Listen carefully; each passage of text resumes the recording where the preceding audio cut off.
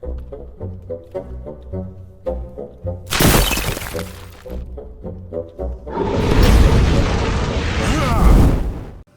everybody, it's me, Riffraff Hornhelm, and I'm back again with another presentation from the Dwarven Vault. And today we have a monster review. And today we're on the Water Elemental. Yeah, the Water Elemental, as originally brought to us from the Monster Manual, the original Monster Manual, for use, of course, with basic Dungeons & Dragons, Advanced Dungeons & Dragons, or what's typically called 1E today. So the Water Elemental. In many ways, the most useful of all the elementals in its own environment, especially because adventuring parties tend to be restricted in movement if they're in water. So these guys can be very effective. Now, like other elementals, these have either 8, 12, or 16 hit dice. And they are an armor class of 2. They move faster than a human, but not wildly so.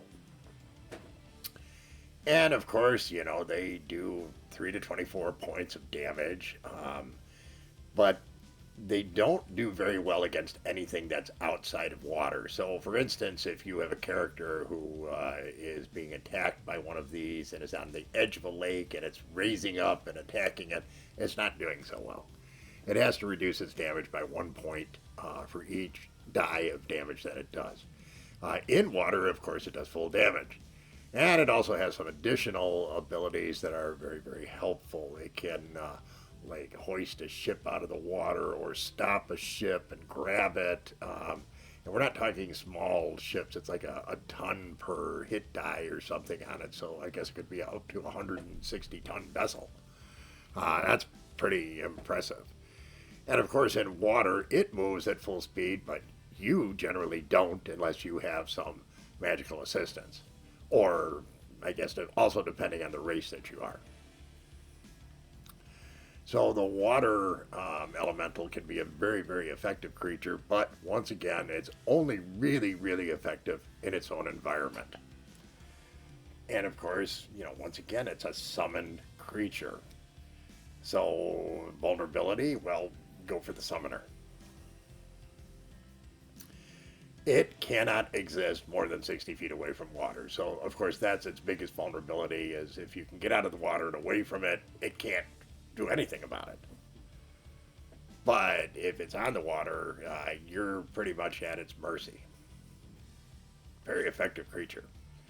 Because this is primarily a water-based creature, us dwarves have very little experience. I really haven't had any, neither have any of the Hornhelms that I know. But obviously that's not the same from an adventuring standpoint when playing the game D&D. And we went out to the greater Hornhelm community and talked to the DMs and game masters and so forth and said, hey, what about this? What about the water elemental? How would you rank the water elemental? And of course they came back and said, well, this one is super effective in the water. And really, you're not going to set this up to use in water, unless people are traveling on it or next to it, because it takes like 1,000 cubic feet of water minimum to be able to raise one of these. You need a lot of water. This isn't coming out of some bucket. And of course, they said from that standpoint, this in a lot of ways is the most powerful of the elementals. And I actually had good solid rankings on this between 7 and 8. And they said it was a very tough creature to deal with in water, and it was really good for upsetting a boat and things like that. And of course, unless you had magical assistance that allowed free action and breathing underwater and this kind of stuff, you'd be at a tremendous disadvantage trying to fight one of these. So they gave it a very high rating. Now, I have to honestly say, from my standpoint, I look at it more as a 7, but the vast majority disagreed with me. Now, of course, we had to go out and talk to the players as well and say, hey, what about the water elemental? And this kind of surprised me too, but this came back as a very solid 7.5 to 8.5. And they said that this was a tough creature. The only thing they had going for them was that like any of these summoned elementals, it was only going to be around for X amount of time. And that made a big difference. That prevented them from being more damaging than they could have been.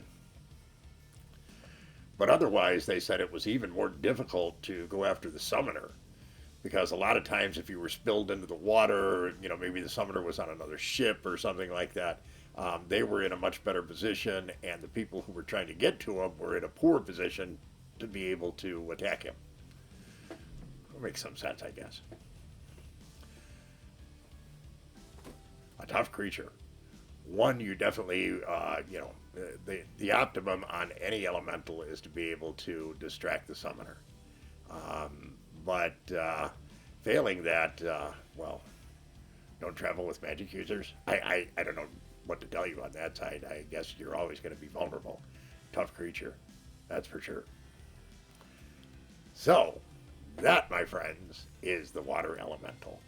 And we hope you found this interesting, amusing, entertaining, all that kind of good stuff. This does, of course, conclude our series on elementals, or at least this happens to be the last one I'm filming.